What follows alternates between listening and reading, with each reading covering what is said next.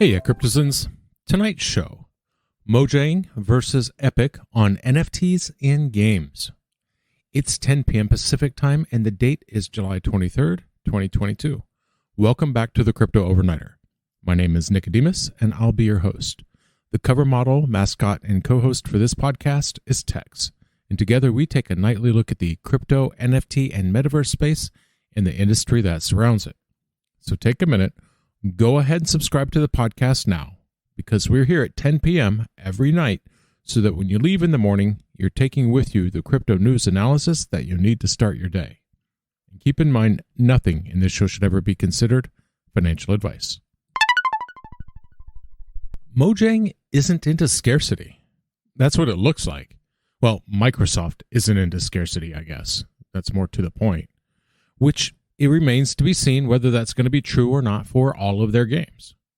I say this because Microsoft recently made a decision that marks its entry into the battle between the gaming world with its closed systems and microtransactions and the world of Web3 with its cryptocurrencies and NFTs, which is a frustrating and faux and engineered battle, but I'll get to that in a bit. In the meantime, what we do know is that NFTs are a no-go in Minecraft.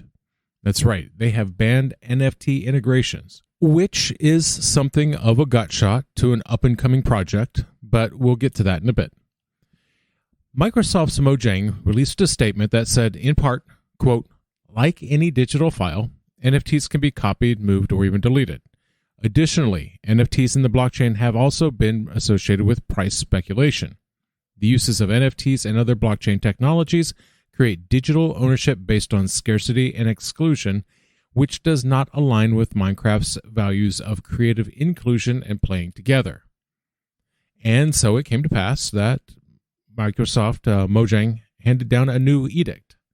And it says, to ensure that Minecraft players have a safe and inclusive experience, blockchain technologies are not permitted to be integrated inside our client and server applications, nor may Minecraft in-game content such as worlds, skins, persona items, or other mods be used by blockchain technology to create a scarce digital asset. So what does that mean specifically? Well, under the new rules, you're not allowed to integrate third-party blockchain technologies into client and server apps within Minecraft. So not only are you not allowed to put your NFTs in Minecraft, but that means that you're also not allowed to put Minecraft into your NFTs. So they're forbidding the use of in-game assets like worlds or skins or items. They don't want you to use them to make NFTs, which is a problem for at least one company, NFT Worlds. Hands down, they are the worst off because of Mojang's ruling. NFT Worlds describes themselves as, quote, a fully decentralized, fully customizable, community-driven, play-to-earn gaming platform where world owners can create their own limitless metaverse games or experiences for players or exclusive communities within their worlds. Now, they claim over 100 NFT communities and projects starting to work with them. And they've started a system to link all of the different game worlds that people are building to link them together. So all these Minecraft worlds, they would be linked out. And there's an in-game economy complete with its own token, World, spelled WRLD, that has a fully diluted market cap of over $75 million. Well, that product is doomed in the new world, and prices reflect it. World token is down 65% on the news. And the NFTs have dropped 70% in price. But things that might be turning around. I just went to their official Twitter account, and they have a notice in the form of a pinned tweet. That leads you to a 2-page document. And so it appears that they're going to start over. Instead of integrating with Minecraft anymore, they're building their own game. Good for them, but it does represent a huge loss for them in the short term. At the time of writing, the global crypto market cap is $1.03 trillion. It's dead even on the day. The top 5 cryptos by market cap are Bitcoin down 1.05%, Ethereum up 0.88%, Tether, USDC, and Binance Coin down 1.12%. Now, Mojang makes a couple of statements that I can't get behind. I think they're short-sighted and wrong-headed. They said, quote, NFTs are not inclusive of all our community and create a scenario of the haves and the have-nots, which is a ridiculous thing to say. As a retailer, as a seller of things, your entire job is entrenched in haves and have-nots. You create a thing and then you charge people to have a right to that thing. They continued wrong by saying, quote, the speculative pricing and investment mentality around NFTs takes the focus away from playing the game and encourages profiteering, which we think is inconsistent for the long-term joy and success of our players. Speculative pricing and investment mentality can be the thing that makes a game great. It can keep people interested and happy playing the game. Most games, especially NFT-based games, they tend to be boring, really. And as a player, I might not want to just start at the beginning, spending hours working my way up in a game to the point where I believe that it's enjoyable. I used to play EverQuest on a competitive level. Esports wasn't really a thing back then, but I co-led an EverQuest guild. We were good enough that the devs brought us in to help test raids and new content. Now, back then, gear was king. Well, and levels too. And people made good money off of them both. See, the thing about EverQuest is time. Grinding levels takes time. Back then, it took even more time. Grinding out quests to get good gear takes time. All of those things to get to the pinnacle, to the upper tier, they take time. And so it come to pass that in the land of North, people got bored of the game, or time commitments change, or they got a girlfriend and they don't have time to play as much anymore. So now you've got people with an asset and a need that they see as being unmet. That is the formula for free enterprise. It actually made the paper a number of times. People would get on eBay and then list their characters for sale, and their gear too. If it was transferable, people just listed the item. But for most of the best stuff, you couldn't just buy. So people sold their entire accounts in those cases, and for good money. A good geared character could bring $1,100, $1,200, $200 or $300 for a good item. The global NFT market cap is up 8.26. Sales volume is up 0.83% in 24 hours. According to CoinMarketCap, the top 5 NFT collections by sales volume are Other Deed, followed by Mutant Apes, CryptoPunks, Bored Apes, and Okalado Tiger. Now keep in mind, some of these collections have very volatile prices, so do your own research. So whether you're talking about character or gear, either way, transferring in that way is dangerous. Let's say you're buying an in-game item.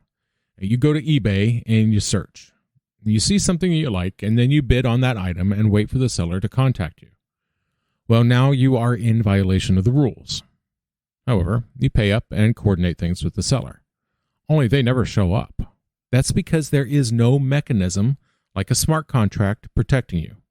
So now you're out money. Now the same thing is true for buying a character. Because there's no in-game mechanism for transferring a character from one account to another, you have to give over your login info for the entire account. So you decide to buy a character. Now leveling up takes so long. Now you have to buy the entire account. So you bid it up on eBay. And then once you've won, the guy sends you login information for the new account, and then you log in. And everything is great. Your brand new to you character is sitting there waiting to be played. Except it's not that simple, because what you did is against the rules. So you don't want anyone finding out that you bought your character. Because if someone were to file a complaint alleging that you bought your character from someone else, you're screwed. They'll just take the entire account away from you. Even if you bought just an item off of the third-party market like eBay, if they found out, you could lose your entire account. Or the original guy could come back and say, hey, someone hacked my account. Please reset my password. Here's verification that I'm the rightful owner of the account. And then you get froze out from this character that you bought. But people still did it because demand was high enough. The possibility of losing thousands of dollars wasn't enough to stop people from going to the black market for EverQuest characters and gear. NFTs fix this problem. If your character was an NFT, you could list it in-game in a marketplace and then sell it to another player. Same thing with the gear. Let's say you want an item called a Stick of Bravery. You go to the marketplace and you buy one. No worries, no risk thousands on an in-game item that can be taken away from you at any second. It's not like a similar mechanism doesn't already exist. People can already play to win in most games with microtransactions. Convenience items that make the game easier to play already exist. You can buy those things in-game from the company, so you can't say it's an ethical consideration from that standpoint. And that's the real problem. Items bought for real money through the game, all of that money goes to the company.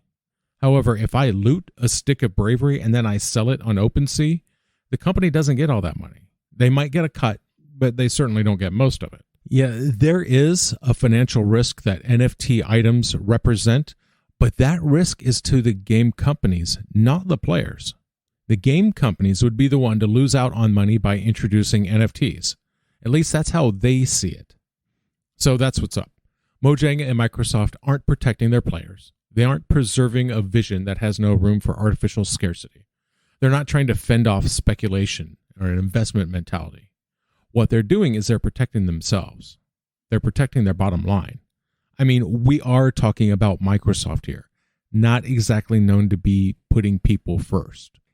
I think the right to keep what you've earned in these games is going to be key. They're going to have to be good games in their own right. I mean, a bad NFT game is going to fail because it's a bad game, not because of the NFTs. I think NFTs have the potential to expand and hold people's interest in a game. Having players interested in your game, willing to pay to continue playing your game, that can't be anything but good. So anything that draws in the players and keeps them playing, keeps them engaged, is nothing but good for the game, and that's good for the company. I just can't wait for the companies to see it. And that's going to do it for us tonight. I want to thank you, my listeners, because when you stop listening, I will stop talking. You stay safe out there. You watch out for yourselves, but watch out for each other too. We'll see you tomorrow night.